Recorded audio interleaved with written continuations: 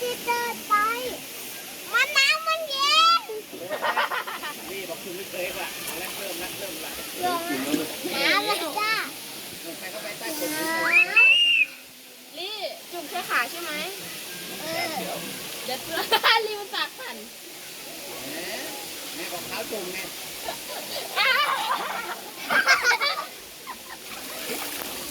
เย็น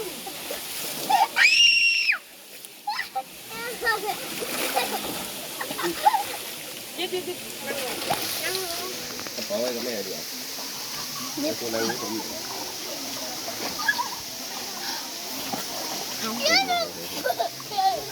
ม่รู้สิไป เงี้ยน้องน้ำเลย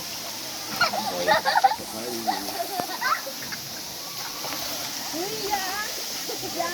ขอนไม้ในตำนานมาของร้านก็เจอขอนตัวนี้เลย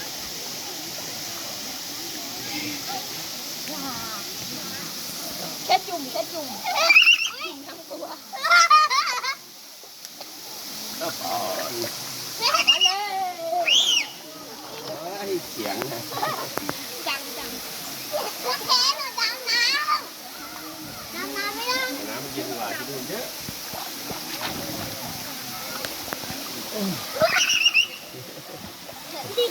แช่น้ำเลยเย็นไหม ไม่หนาว น้ำเย็นไหมคะ เย็นนะหนาว นู่นไปตรงน้ำตกนู่น ไปตรงน้ำตกกันเฮ้ย นี่บอกจุ่มมีเถิง เนี่ย โอ้น้ำเย็นเลยระวังนะ